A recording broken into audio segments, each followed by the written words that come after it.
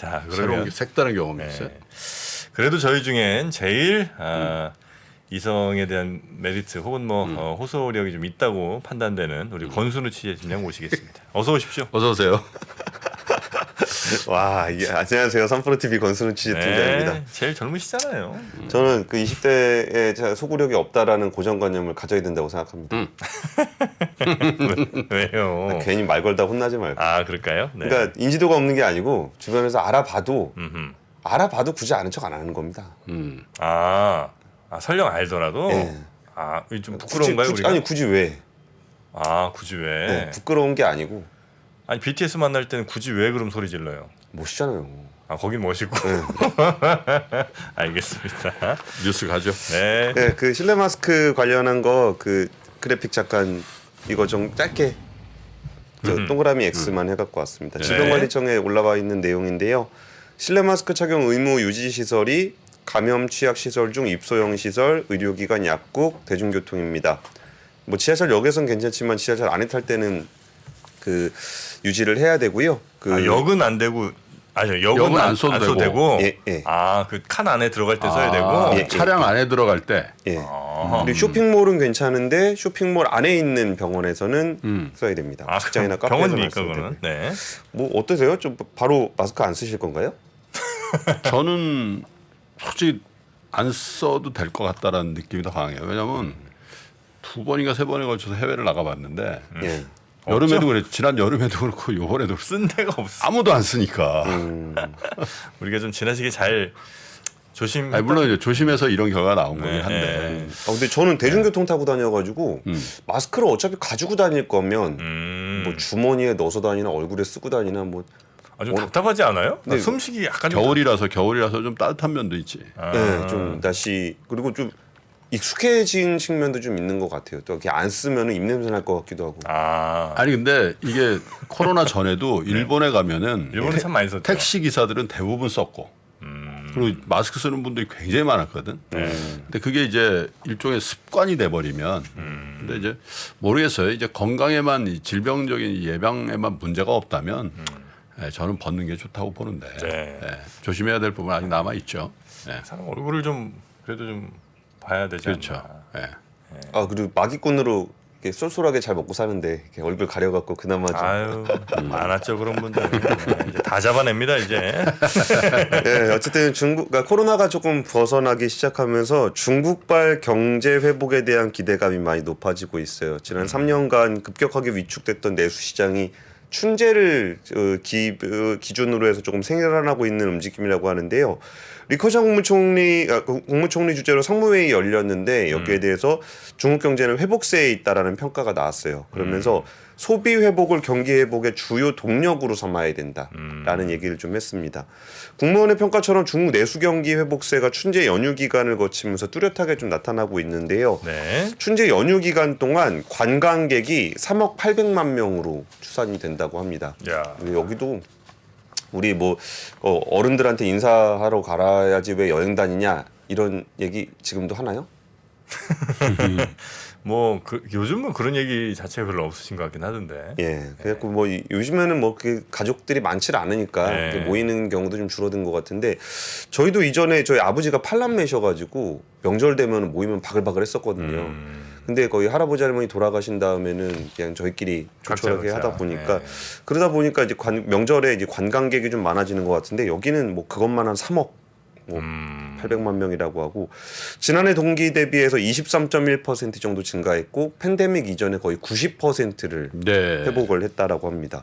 그러니까 소비도 좀 살아나고 있는 모양새가 나타나고 있는데요. 그 전국적인 소비 통계가 나온 건 아니고 그 관광객이 몰리는 하이난성 12개 면세점 매출액이 2019년 대비 300% 늘었다고 합니다. 300 코로나 전보다. 예. 그 보복이네.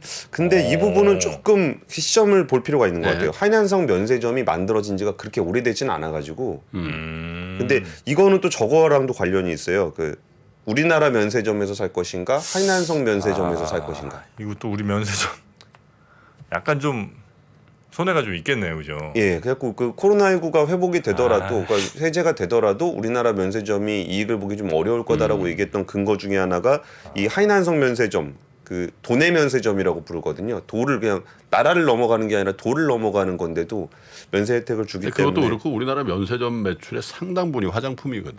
그렇죠. 그러니까 개별적으로 와서 뭐 사고 뭐 소리 개인적으로 사는 그게 아니라 차떼기 예. 막 그냥 뭐 박스떼기로 갖고 가는 그 면세점 매출이 상당 부분이에요. 요즘에는 박스 떼기로도 안 가져가고 주문도 그냥 배로 그냥 예. 예. 주문 넣으면 면세점에 왔다 가는 게 아니고 어. 그냥 바로 보내주기 때문에 그 통계를 보면은 사실 우리나라 화장품 산업과 면세점 산업은 거의 같이 간다고 보셔도 무방할 것 같습니다. 그리고 영화 보는 사람 엄청나게 늘어나고 있다 그러는데요. 춘제 연휴 7일 동안 영화 흥행 수입이 1조 2,400억. 예. 전년 대비해서 12% 정도 증가를 했고요. 사상 최고였던 때가 2021년이었는데 이번에 역대 2위 기록을 했다라고 합니다. 해외 여행객도 엄청나게 늘어나고 있다라고 하는데요. 작년 대비 한 120% 정도 출국자가 예. 늘었다라고 합니다. 근데 중국 출국자 늘어나는 거는 조금 걱정이 좀 되기도 하죠. 아직까지 코로나19 잡혔는지 안 잡혔는지 잘 모르니까. 나갔다가 안 들어오는 사람도 있다는 거예요. 한 번 나갔다가 아유 중국에서 못 살겠다. 나갔던 돈이 안 들어오는 경우도 있다 그러고. 예. 그래서 한국 정부는 중국 해외 관광객 증가에 따라서 당초 이달 30일까지로 예정돼 있던 중국인에 대한 단기 비자 발급 제한 조치를 다음 달 28일까지로 연장하기로 했습니다. 그랬더니 중국에서도 우리나라는 빼고 비자 발급을 일본만 재개해줬다고 합니다. 그래서 일본 주재 중국 대사관에서는 공식 계정을 통해서 오늘부터 주일 중국 대사관과 영사관은 일본 국민의 중국 일반 비자 발급을 재개했다라고 밝혔습니다. 그러니까 일본은 비자 발급을 제한하고 있지는 않아요. 음성 확인서 제출 같은 건 의무화를 하고 있고, 근데 우리나라 같은 경우는 비자 발급을 안 하고 있기 때문에 중국은 일본은 풀고 한국은 풀지 않았습니다. 자 이렇게 중국 네. 이른바 보복 소비에 대한 기대 살짝 올라오고 있는 상황이고요. 두 번째 뉴스도 가보겠습니다. 두 번째 뉴스는 1조짜리 백금 동전 나오나? 1조 달러짜리 백금 동전 나오나? 요런 1조 달러? 1조 달러. 1조 달러면 얼마입니까? 1200조 원 정도 되겠네요. 예.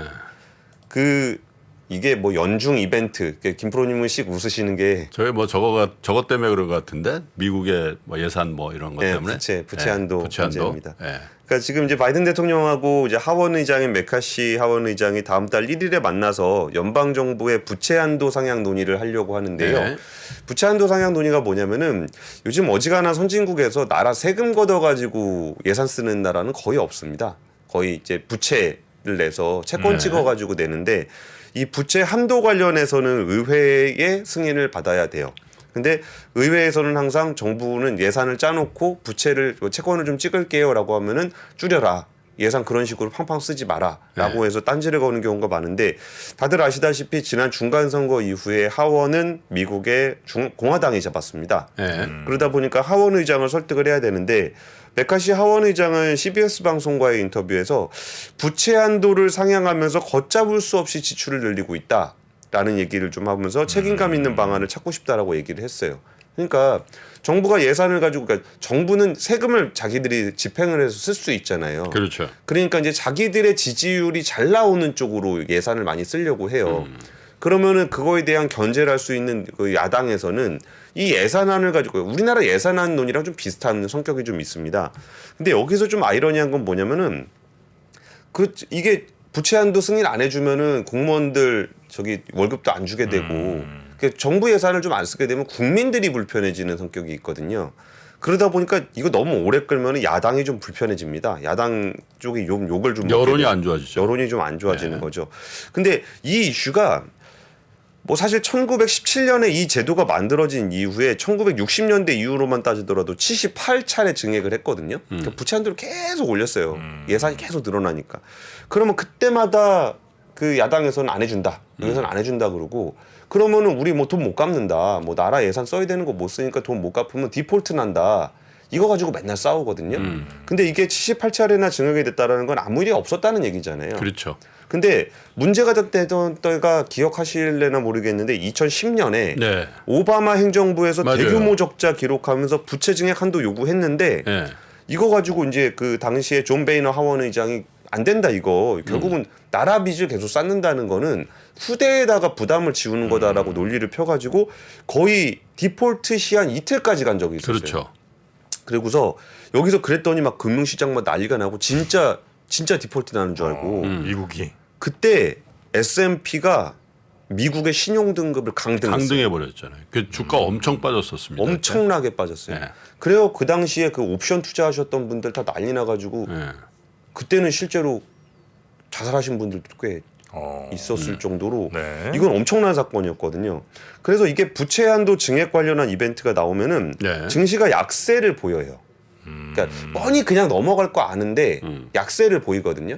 요런 이슈가 제기가 되면은. 네. 그리고 요게 두 가지 타이밍이 있는데 하나는 이 연말 타이밍이 있고 이거를 또 그 6월 달로 연기해 놓은 게 있어요. 이게 뭐야 연금 주고 뭐 그런 것들은 6개월 연장을 또 해놓거든요. 그럼 6월 말쯤 되면 이 얘기 또 나올 거예요. 근데 여기서 우리가 알아야 되는 거는 이게 문제가 있어서 약세가 되는 것도 있는데 그리고 나서 이 이벤트가 지나가면 다시 강세로 돌아섭니다. 근데 이 이벤트가 발생하면 약세가 된다라는 인식이 있어서 약세가 되는 경우가 있어요. 매년 그런 식으로 반복돼요. 네네. 그러니까 부채 한도 얘기가 나오면 아이 뭐 문제는 없는 거 알아. 근데 그 얘기 나올 때 좀 약세더라. 그럴 때마다 한번 제 인식이 되는 거예요. 이렇게 부채가 많았어? 이런 효과도 있겠지. 네. 잊고 살다가 네. 제가 오늘은 지표 그 그래프를 준비를 못했는데 정말 가파르게 올라가고 있습니다. 그래서 이 부분에 대해서는 이런 일들이 좀 생긴다 그래가지고 워싱턴 포스트에서 그러면은 만약에 정말 안 되면 행정부가 뭐 없으면 부채 한도를 어체를 운営할 수 있는 방법이 있겠느냐라고 해서 몇 가지를 소개를 했는데 그 중에 하나가 그 재무부 기념주화를 만들 때 1조짜리 만들자. 그 만들면 그러니까 만들어가지고 연준에다가 맡기는 거죠. 담보로. 네. 그리고서 이제 또 땡겨 쓰는 그런 방식이 그냥 동전 크기라 이거죠. 근데 1조 이렇게 써 있다는 거지. 1조 달러 이렇게 써놓고서 연준한테 갖다 주고 그거 뭐 1조짜리니까 우리 그거 담보로 돈 주셔. 백금으로 진짜 1조짜리 만들려면 저기 잠실운동장 그 크기 해도 안 되겠지. 1조짜리. 아유 전 세계 원자재 가격 동그란 거. 급등하고 그 정도 백금이 있나? 1조. 이거 좀 얼마야? 근데 여기에 대해서 이거 참 이것도 참 재밌는 건데 뉴스 보도가 이런 거예요. 7가지 방안이라고 해서 이거 하나 내놓고서 다만 연준이 동전을 받을지는 불확실하다. 1조 써는 동전을 받을지 불확실하다는 게 있고요. 또 이게 또 이거 그 기업들 좀 힘들어질 때 주로 나오는 얘기인데 재무부가 영구채를 찍자. 뭐 이런 얘기들도 좀 나오고 있습니다. 네. 근데 지금 제가 강조드리고 싶었던 건 아까 말씀드렸던 것처럼 이런 이벤트가 나오면 시장이 그러니까 이게 진짜 디폴트가 날까봐 불안한 게 아니고 이런 일이 있었다라는 것 때문에 약세를 역사적으로 보였다라는 점들을 사람들이 신경을 쓰더라라는 얘기를 좀 드리고 싶습니다. 네. 자, 그리고 세 번째 뉴스는 요즘 뭐 실적들 받아드는 회사들이 많이 있는데 희비가 좀 많이 엇갈리는 것 같습니다. 그러니까 뭐 좋은 데는 좋고 안 좋은 데는 좀 안 좋고 그런데 네. 이번 주에는 되게 중요한 회사들의 실적이 좀 있어요. 네. 삼성전자하고 SK하이닉스 실적 발표가 있는데 다들 예상하시다시피 안 좋습니다. 잠정 실적을 보면은 삼성전자는 4분기 영업이익이 전년 대비 70% 줄었고요. 네. 영업이익도 16% 감소했습니다. 하이닉스도 영업 손실 추정치가 4분기에만 1조 3천억이에요. 와, 그 1조 3천억 적자 분기. 김프로님 어떻게 보십니까? 아니 근데 진짜 이 그 반도체라는 게 사이클 산업이라는 게 진짜 극명하게 드러나잖아요. 분기에 뭐 몇 조씩 벌다가도 또 다른 분기에는 몇 조씩 적자가 나기도 하고 그러니까 사실은 그 뭡니까 그 치킨 게임이 끝난 다음에는 사실 선발이란 표현도 그렇지만 세 개 회사가 과점돼 있잖아요. 그래서 사실 진폭을 상당히 줄인 거예요, 저게. 그렇죠. 전에는 더 심했거든. 막 치킨 게임 할 때는. 근데 그럼에도 불구하고 그 주가는 참 아이러니하게 잠정치가 나오고 나서부터 꽤 많이 올랐죠. 그 결론 부분에 좀 말씀을 드리고 싶은 건데 이게 실적하고 주가가 이제 우리가 그 주린이들에게 항상 하는 얘기가 결국은 실적을 따라가니까 주가의 가격에 너무 매몰되지 마시고 실적을 꼼꼼하게 챙겨보세요. 이 얘기 많이 하잖아요. 근데 그 주가가 실적을 어느 타이밍에 반영하는지가 산업마다 달라요. 이게 반도체 같은 경우는 거의 반대로 움직이는 식으로 따라가게 되고 실적 좋을 때 주가 안 좋고. 예. 네. 그러니까 예를 들어서 포스코홀딩스 같은 경우도 이번에 실적 되게 안 좋았거든요. 근데 주가는 요새 되게 좋아요. 근데 그 이유가 이제 그 중국의 리오프닝 관련해서 실적이 앞으로 더 좋아질 거다라는 전망 때문에 그런 거고 이번에 LG전자 실적도 되게 재밌었는데요. 매출액이 83조 원으로 사상 처음으로 80조 원을 돌파했어요. LG 전자? 전자. 근데 영업이익은 12.5% 감소했어요. 그러니까 그렇더라고요. 그리고 여기서 제가 되게 특이한 거 하나 봤던 게 전장 사업이거든요. 이게 우리가 항상 꿈꾸던 미래차에는 네. 예, 이건 사실상의 움직이는 전자제품이다. 그래서 여기서 전자제품을 누가 냈느냐가 되게 중요한 관건이 될 거다. 그럼 GM의 자동차, 전기차의 한 60% 이상은 LG가 넣거든요. 근데 전장 사업이 맨날 실적이 이익이 안 좋아요. 그러니까 자동차 부품이 좀 마진율이 좀 떨어지잖아요. 네. 그래서 전장 사업이 근데 이번에 사상 처음으로 전체 매출에서 차지하는 비중이 10% 넘게 늘었고 연간 기준으로 처음 흑자를 기록했습니다. 그리고 모든 사업부 사상 최고 이익률을 기록했습니다. LG 전자가? LG 전자의 전장 사업이. 사업부가 영업이익률은 무려 1.3%. 아니 너무 근데 저 조롱조롱하지 그게 이제 마세요. 흑전이라는 게 중요하지. 흑전. 그러니까 나머지 사업부가 TV가 마이너스 2.4, B2B가 마이너스 6.2, 생활가전이 0.4%. 이익률이 굉장히 안 좋았어요. 아 그래요. 예. 그러면은 지금 말씀하셨던 것처럼 전장 사업의 흑전이라는 부분에 대해서 굉장히 높게 평가가 되는 부분이 그렇죠. 있고, 그리고 나머지 사업부에서 이익률이 굉장히 낮다는 것 때문에 좀 고민되는 게 있고, 그러면서 사상 최대 매출을 기록한 것도 있고, 그러니까 이런 부분을 어떻게 해석해야 되는지가 굉장히 어렵다는 그러니까 거죠. 오늘 LG전자 주가를 한번 보자고요. 뭘 시장에선 사주는지. 예, 예. 네. 그래서 실적을 보고, 그러니까 주가를 보지 말고 실적을 보셔라라고 저희가 말은 쉽게 하지만 쉽지 않은 이유가 그렇고요. 본다고 답이 안 나오네요. 근데 어쨌든 그 이런 것 같아요. LG전자가 최근 한 5년 사이에 굉장히 큰 변화가 있었죠. 맞아요. 실제로 이제 휴대폰을 접었잖아요. 예. 거기다가 뭐 기억나시는 거 모르겠지만 그 고절시나 그래가지고 그 조성진 회장 예, 예. 부회장이죠. 예, 예. 광고에 나와가지고 뭐 세탁기 하나만큼은 막 실제로 그래가지고 가전은 LG다 그랬는데 그 광고 보면서 그런 생각했거든. 그래서 so what? 그래서 뭐 가전 LG가 됐어요. 그러면 이제 투자의 관점에서 가전 업체 월풀이라든지 뭐 이런 회사들 있잖아요. 예. 이 회사들하고 비교 주가를 해본다 이거지. 그럼 어떻게 LG전자가는 그 덩치가 날아갈 거냐 주가가. 그 부분에 대해서 실제로 매우 우려가 있었거든. 예. 근데 가전의 비중도 줄어들고 또 그 만성 적자에 진짜 큰 원인을 제공했던 이 전장 사업. 휴대폰 예. 접었고 전장은 이제 흑전했다는 거잖아요. 예, 예. 그래서 이제 주가는 어떻게 반응할지 참 굉장히 오늘 관심 영역이고 LG전자의 미래에 대해서도 사실 한번 열심히 한번 지켜볼 필요가 있다. 예. 아 그래요? 예. LG 전자. 예. LG 전자는 또 그 김지산 센터장이. 센터장이죠. 네. 한번 또 모셔야 되겠네. 그러니까 여기서 사실 LG가 가전 장사 잘했다고 해서 그렇게 환호받을 것도 없어요. 그건 아니죠. 원래 잘하니까. 근데 오히려 전장 부분 돌아선 거에 대해서는 오히려 좀 가치를 좀 인정받을 수 있지 않을까 싶고 네. LG 디스플레이 작년에 이존 없는 영업 손실을 냈고요. 뭐 LG 이노텍이나 삼성전기 같은 경우도 4분기 영업이익이 각각 60%, 68% 급감했습니다. 그래서 실적도 실적이지만 그 실적을 어떻게 해석해야 되는지에 대한 공부도 많이 필요한 시즌인 것 같습니다. 네. 자 이렇게 뉴스 세 가지 뉴스로 오늘 경제 소식 좀 정리를 해드렸고요.